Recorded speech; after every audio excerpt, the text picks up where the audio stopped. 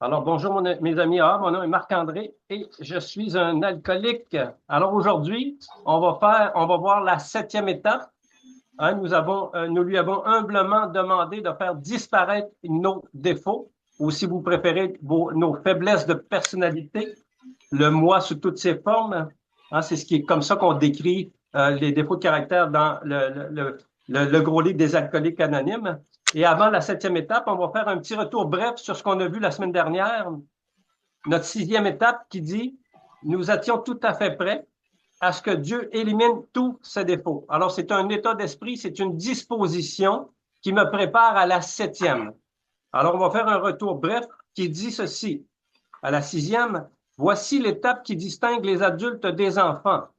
Ainsi s'exprime un ecclésiastique très apprécié qui se trouve l'un des plus grands amis des AA. Il explique que toute personne capable d'assez de bonne volonté et d'honnêteté pour appliquer très souvent la sixième étape à tous ses défauts, sans aucune exception, a déjà fait de grands progrès spirituels. On peut donc dire de cette personne qu'elle essaie sincèrement de grandir à l'image et à la ressemblance de son Créateur. Et là, un petit peu plus bas, on nous dit dans la sixième étape, certainement, j'étais entièrement battu, anéanti. Je n'avais plus aucune force de volonté contre l'alcool. Ensuite, on dit à la page 74, puisque nous avons été gratifiés d'une libération totale de l'alcoolisme, pourquoi ne pourrions-nous pas, par le même moyen, nous libérer totalement de chacun de nos autres défauts et problèmes? Ce mystère fait partie de notre existence et peut-être Dieu seul en connaît la réponse. Alors, avec tous les autres problèmes, avec les défauts, c'est le même principe qu'on a fait avec l'alcool. En admettant notre impuissance et qu'on perdait la maîtrise de notre vie, en venant à croire en une puissance supérieure à nous-mêmes, en confiant notre volonté, notre vie à cette puissance-là, en procédant à un inventaire, c'est toujours le même processus dans tous les domaines de notre vie. Ensuite, un petit peu plus loin, dans la sixième, toujours, on nous dit, par conséquent, la sixième étape, nous étions tout à fait prêts à ce que Dieu élimine tous ses défauts, est la façon des AA de décrire l'attitude, alors la façon de penser la plus souhaitable à prendre pour amorcer ce travail de toute une vie. Et là, il faut faire attention, toute une vie, là, on entend ça souvent, on ne parle que d'un sursis quotidien, mais on va mettre ces principes en pratique pendant tout le reste de notre vie. Mais le programme, c'est juste pour aujourd'hui. L'alcoolisme, c'est juste pour aujourd'hui. Mon sursis quotidien. C'est de ça que je dois me préoccuper, juste pour aujourd'hui. Ensuite, on dit, même après des progrès considérables, nous nous découvrirons toujours des désirs qui s'opposent à la grâce de Dieu. On a vu dans la troisième étape que les portes vont se refermer par moments, vont se refermer violemment. Ensuite, toujours à la sixième étape, on dit, il semble donc évident que peu d'entre nous peuvent rapidement et sans peine se disposer à tendre vers la perfection spirituelle et morale. Nous voulons juste de ce qu'il faut de perfection pour nous permettre de nous débrouiller dans la vie, suivant bien sûr les diverses idées que nous avons de ce minimum. Alors, juste avec l'autosuffisance, on a vu ça dans les autres étapes, à ma manière, à ma façon, comme moi je l'entends, avec l'autosuffisance. Je vais m'organiser par mes propres moyens. Ainsi donc, entre les enfants et les adultes, il y a la même différence qu'en tendre vers un objectif que l'on se fixe soi-même et l'objectif parfait déterminé par Dieu. Un peu plus bas, il nous dit, seule la première étape où nous avons admis à 100% notre impuissance devant l'alcool peut être pratiquée à la perfection.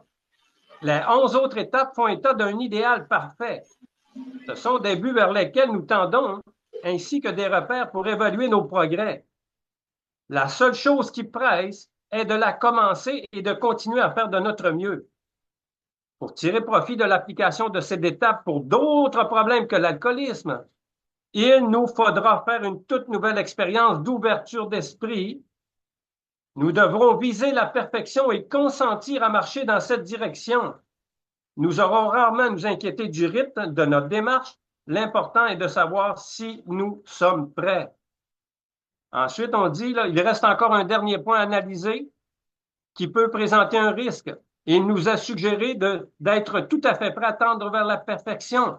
Un certain délai, notons-le, peut être excusé, sauf qu'avec les tendances de l'alcoolique à rationaliser, ça veut dire qu'à retourner de bord, à réfléchir, à interpréter à sa manière, ce mot risque sûrement de suggérer une lointaine échéance. Demain, je verrai demain. Demain, ça va être la semaine prochaine. Je vais voir la semaine prochaine. Et là, la semaine prochaine, je vais me convaincre, mais ça presse pas, il n'y a pas d'urgence. Ça peut durer des années, ce cycle-là, ce mécanisme-là peut durer des années. L'alcoolique se dira rien de plus simple, bien sûr, mais je vais me diriger vers la perfection, mais certainement pas en courant. Je pourrais retarder à tout jamais de m'attaquer à certains problèmes. Cette attitude n'est sûrement pas acceptable. Si nous disons non jamais, notre esprit se ferme à la grâce de Dieu. Tout retard est dangereux. Combien de membres chutent parce qu'ils négligent le programme? Combien de membres vont retourner à l'alcool parce qu'ils sont pas confortables dans leur esprit? Ils sont pas en harmonie avec eux-mêmes. Ils sont pas en harmonie avec leur puissance supérieure. Ils sont pas en harmonie avec les autres êtres humains. Alors, tout retard est dangereux et la révolte peut être fatale. Le moment est donc venu d'abandonner nos objectifs limités pour accomplir la volonté de Dieu pour nous. Alors, c'est ce qu'on voyait dans la 6e étape. Maintenant, on va aller à la table des matières pour voir la 7e, qu'est-ce qu'elle comporte. Aujourd'hui, c'est la 7e étape. On va aller à notre table des matières. À la 7e. Il est toujours bon d'aller consulter la table des matières, que ce soit le gros livre, que ce soit le 12-12, peu importe le livre. Ça nous donne une idée comment comment voyager à travers la littérature. 7e étape. Nous lui avons humblement demandé de faire disparaître nos défauts. Qu'est-ce que l'humilité?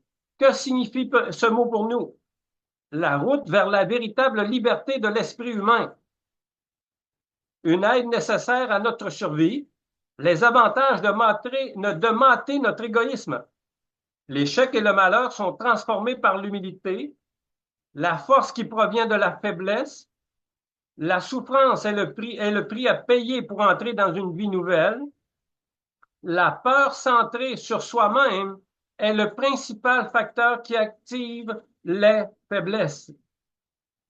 La 7e étape est un changement d'attitude qui nous permet de sortir de nous-mêmes et d'aller vers Dieu, ou si tu préfères, ta puissance supérieure.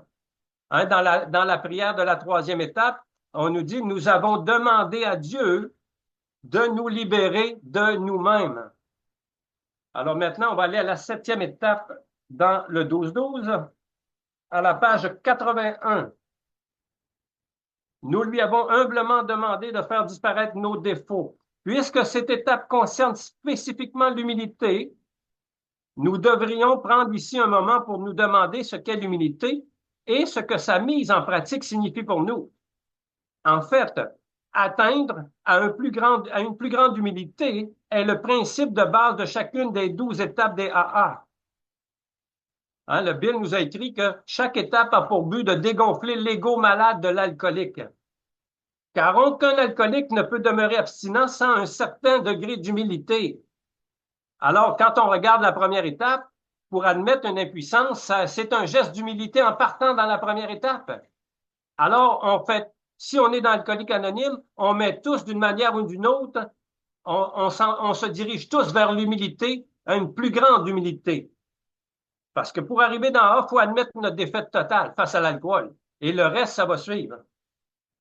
On dit les membres des AA ont presque tous pu constater qu'à moins de cultiver cette précieuse qualité, bien au-delà de ce qui est requis pour simplement demeurer abstinent, ils ont encore peu de chances de devenir vraiment heureux.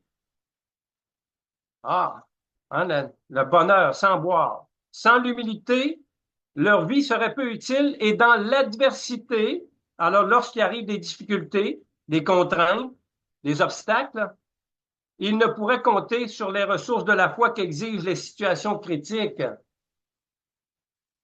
On dit bien des gens n'ont même pas la moindre idée que l'humilité puisse constituer un mode de vie. La majorité des conversations de tous les jours et une bonne partie de ce qu'on peut lire font valoir la fierté de l'homme dans ses propres réalisations. Le moi sous toutes ses formes, hein, l'autosuffisant. Ensuite, à la page 82, on dit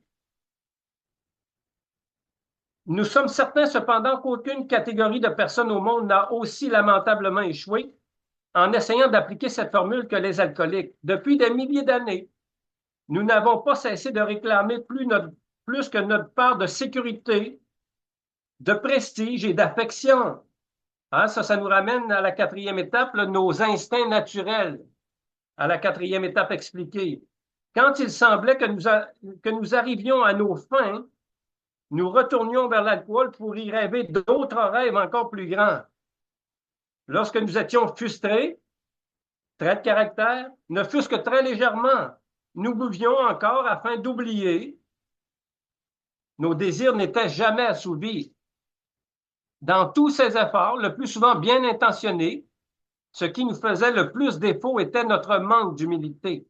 Il nous manquait le recul nécessaire pour accorder la priorité à la formation de notre caractère et aux valeurs spirituelles pour reconnaître que les satisfactions matérielles ne sont pas le but de la vie. Hein, la référence pour ce petit passage-là, là, à la page 100 dans le 12-12, on en parle, la 10e étape.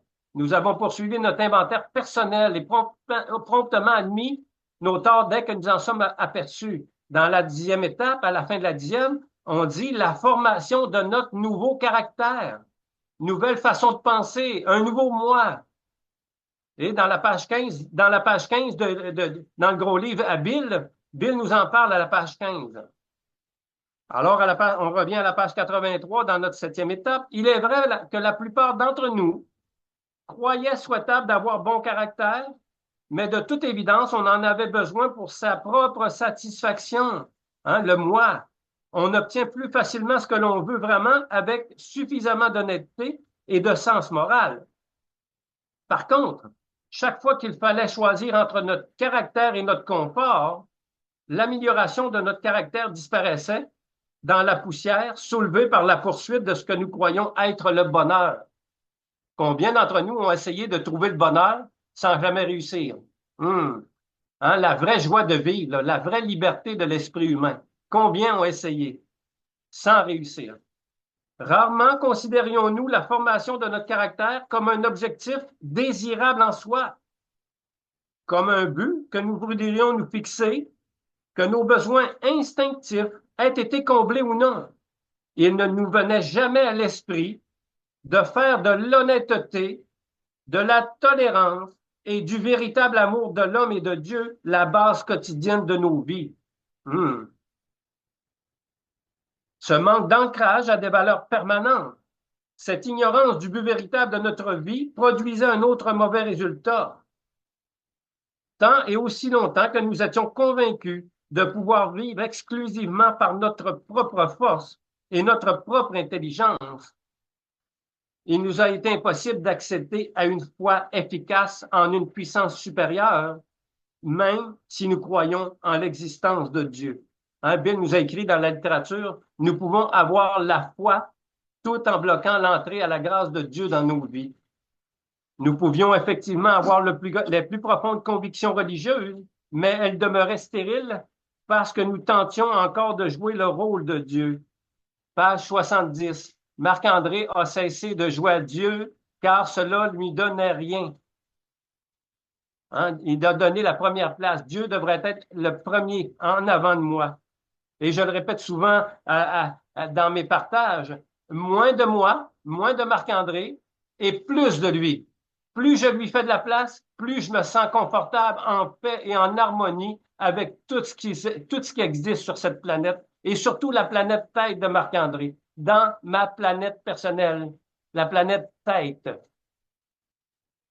Ensuite, on dit, tant que notre autosuffisance occupait la première place, il était hors de question d'avoir une véritable confiance en une puissance supérieure.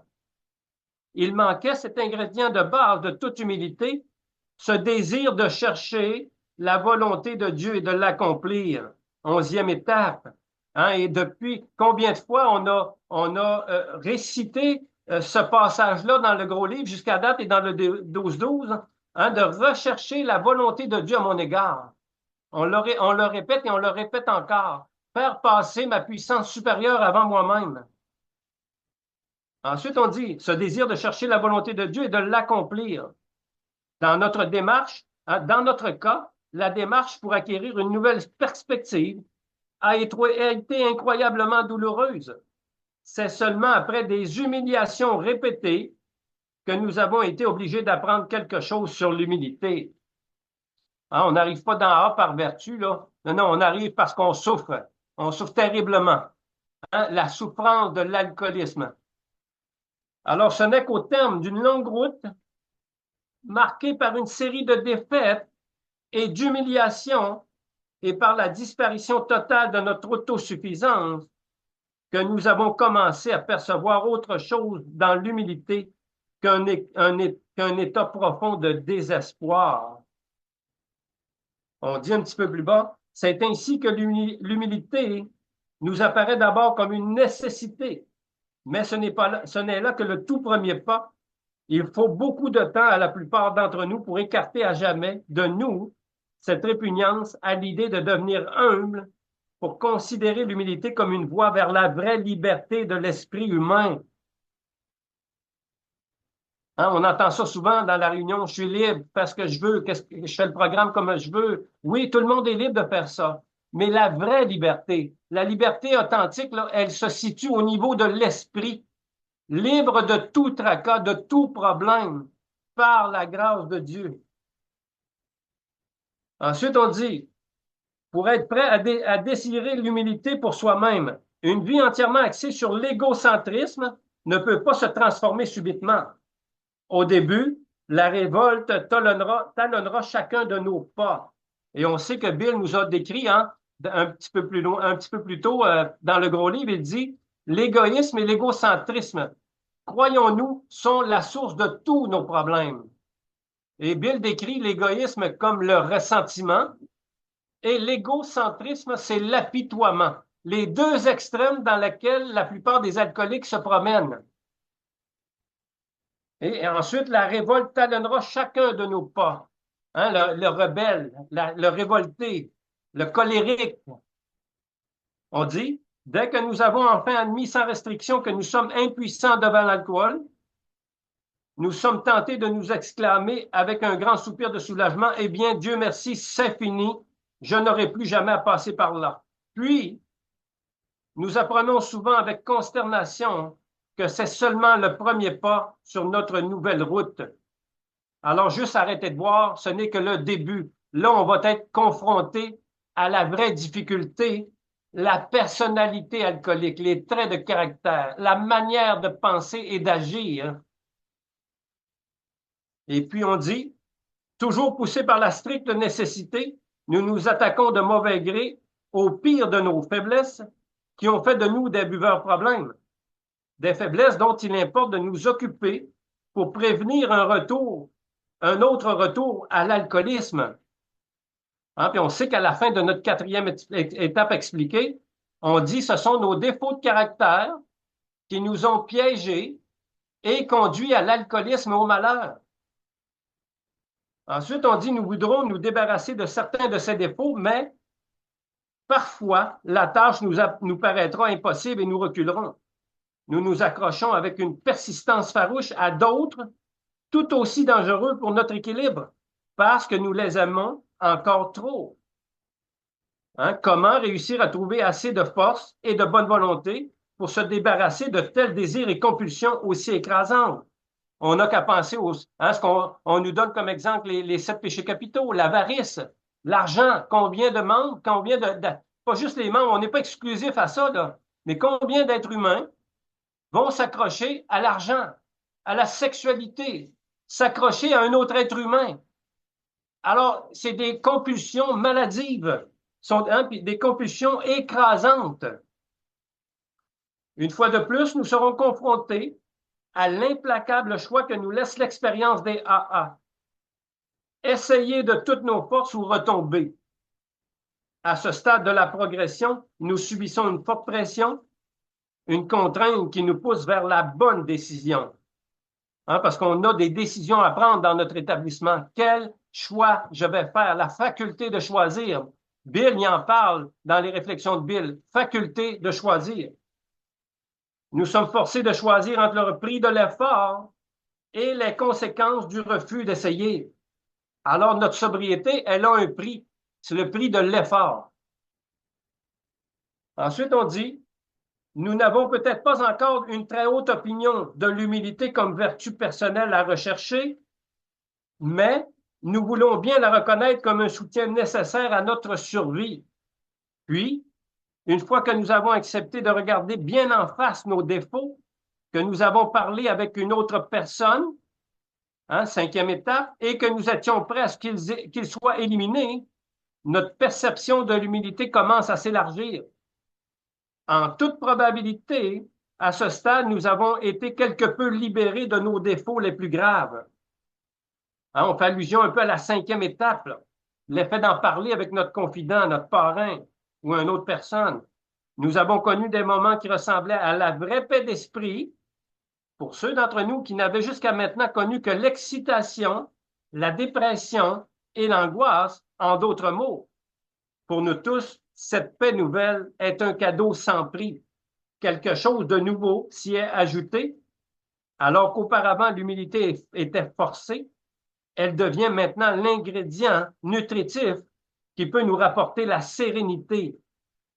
Quand Bill dit nous ne combattons plus qui que ce soit ou quoi que ce soit, même l'alcool, il le faut. Marc-André, arrête de te battre. Arrête d'être en conflit avec un, avec l'autre, avec la vie en général. J'étais toujours en conflit, en rébellion. J'étais toujours insatisfait, des exigences démesurées. On dit cette perception améliorée de l'humilité apporte un autre changement radical dans notre vision des choses. Nous entrevoyons les immenses bienfaits qui résultent directement de ce douloureux dégonflement de l'ego. Marc-André, il a pleuré pendant son rétablissement, là, je peux vous le dire. J'ai eu des larmes. La douleur. Bill, il nous parle de la douleur de croissance. Et lorsqu'on pleure, ça fait mal. C'est qu'il y a quelque chose en nous qui veut émerger, qui veut vivre. Il y a une partie de nous qui recherche à vivre, à ressentir. Jusqu'ici, notre existence était largement consacrée à échapper à la souffrance et aux difficultés. Nous les fuyions comme la peste. Nous ne voulions jamais faire face à la souffrance. Nous choisissions toujours de nous évader par la bouteille. Puis, chez les AA, nous avons observé et écouté. Partout, nous avons vu comment l'humilité transforme les échecs et les malheurs en ressources sans prix. Chaque histoire que nous entendions démontrait comment l'humilité avait tiré sa force de la faiblesse. Dans chaque cas, la souffrance était le prix à payer pour entrer dans une nouvelle vie. Puis si vous voulez voir c'est quoi la nouvelle vie, la référence est à la page 121-122 du 12-12 dans la 12e étape, le réveil spirituel. Vous irez feuilleter ça, vous allez voir ce qui vous attend. Et c'est tellement beau qu'est-ce qui est écrit et accessible en plus à tous qu'on voudrait tous courir pour se dépêcher pour y parvenir. Parce que c'est expliqué la vraie paix d'esprit dans la 12e étape. Ce prix d'entrée nous avait procuré plus que nous entendions et nous a apporté une dose d'humilité et bientôt, nous avons découvert qu'elle soulageait la souffrance. Nous avons commencé à moins redouter la souffrance et à vouloir l'humilité plus que jamais. Pendant cet apprentissage de l'humilité, le résultat le plus marquant a été notre changement d'attitude envers Dieu ou envers notre puissance supérieure. On arrête de se battre, C'est juste le mot Dieu. Combien de membres se battent avec le mot Dieu, alors que la définition, c'est puissance supérieure à l'être humain. La définition, elle est dans notre 2e étape, puissance supérieure à l'être humain.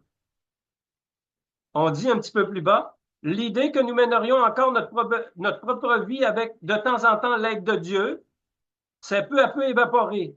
Combien de membres hein, vont se servir de Dieu là, juste quand ça fait leur affaire. Ah, je vais bien, j'ai pas besoin d'eux, j'ai pas besoin de la présence de Dieu, je le mets de côté. Parce que Marc-André, il va bien. Ah, ma vie est belle, j'ai plus de problème, il n'y a pas de problème qui se présente à l'horizon. Wow! Mais là, aussitôt qu'une difficulté apparaît, oh, mon Dieu, j'ai besoin de toi, aide-moi, j'ai besoin. Alors pourquoi qu'on ne l'entretiendrait pas? Parce que quand ça va bien, pour quelle raison? Parce que c'est ça qui va te prémunir des prochaines difficultés, des prochains obstacles. Avec la présence de Dieu là, constante, comme c'est dit dans la littérature, un contact conscient, 24 heures sur 24, sinon nous périrons.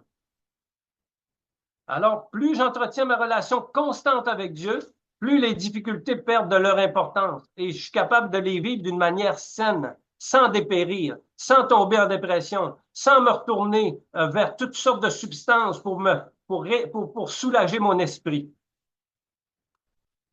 Alors on dit, l'idée que nous mènerions encore notre propre vie avec de temps en temps l'aide de Dieu, c'est peu à peu évaporé. Plusieurs d'entre nous qui nous croyons religieux ont pris conscience de leurs limites en refusant de donner la première place à Dieu. Nous sommes privés de son aide. Alors le problème, c'est pas notre puissance supérieure, c'est pas Dieu. C'est mes défauts de caractère qui m'empêchent de le ressentir, qui m'empêchent d'être en relation constante avec lui. Le problème, ça n'a jamais été Dieu. Le problème, c'est les défauts de caractère de la personne qui l'empêche, qui le bloque, un obstacle à la grâce de Dieu. Mais la phrase de moi-même, je ne suis rien, c'est le Père qui agit en moi, a commencé à porter ses promesses merveilleuses et a pris tout son sens. Hein, lorsque Bill nous écrit à la page 70, il est le Père et nous sommes ses enfants. Et si tu savais quelle belle révélation que, si tu savais tout mon parcours dans mon enfance, mon adolescence, ma vie adulte, si tu savais toute l'image que Marc-André avait, l'image que les autres me donnaient, l'identité que les autres me donnaient, quand j'ai lu ça dans le gros livre pour la première fois, que je pouvais être, moi, digne d'être un enfant de Dieu, c'était une révélation extraordinaire, une libération de tout mon passé. Hein, Marc-André, c'est pas un si, c'est pas un ça, là, je dirais pas les mots parce que bon, c'est pas le but, mais c'est mon passé, il est pas glorieux, mon passé d'enfance, d'adolescence, de vie adulte. C'est pas glorieux. Marc-André, c'est un moins que rien. Ça, on va juste résumer ça comme ça. Un moins que rien. Pas d'identité, pas de valeur, pas d'estime personnelle. Alors que quand j'ai lu Il est le Père et je suis son enfant à la page 70, ça dit wow! Et tu peux y croire, Marc-André. Fais juste essayer d'y croire. Ensuite, on dit, euh, nous avons compris que pour devenir humble, il n'était point toujours nécessaire d'y être forcé. Nous pouvons rechercher l'humilité de plein gré ou l'acquérir sous le coup d'une souffrance continue. Tout ça va dépendre de notre abandon à ses soins. Il s'est produit un tournant important dans notre vie quand l'humilité est devenue une valeur recherchée plutôt qu'une obligation. Nous étions alors arrivés au point où nous pouvions commencer à comprendre toute la signification de la 7e étape. Nous, lui, avons humblement demandé de faire disparaître nos défauts, nos faiblesses. Hein, à la page 72, nous avons identifié nos faiblesses de personnalité qui ont causé notre faillite. Le moi sous toutes ses formes. Page 72 du gros livre. Ensuite, on dit, au moment d'entreprendre réellement la 7e étape, il y aurait lieu pour nous, membres des AA, de nous interroger une fois de plus sur la nature de nos objectifs fondamentaux. Chacun de nous souhaiterait vivre en paix avec lui-même et avec son entourage. Nous aimerions être assurés que la grâce de Dieu peut accomplir pour nous ce que nous ne pouvons pas faire par nous-mêmes. Hein, on voit ça dans notre méthode.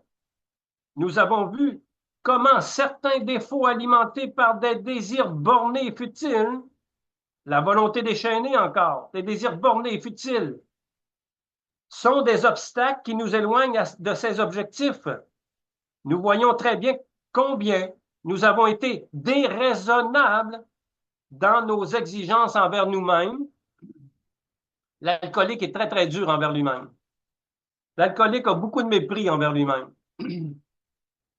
Envers les autres, et c'est réciproque envers les autres aussi, et envers Dieu. Encore pire, envers Dieu, c'est pire que tout le reste. Hein, l'esprit est complètement fermé souvent. Ensuite, on dit nos défauts ont été principalement alimentés par la peur égoïste, en particulier la peur qui nous faisait craindre de perdre un bien déjà acquis ou celle de ne pas obtenir ce que nous demandions. À toujours exiger sans jamais obtenir satisfaction, nous étions constamment perturbés et frustrés.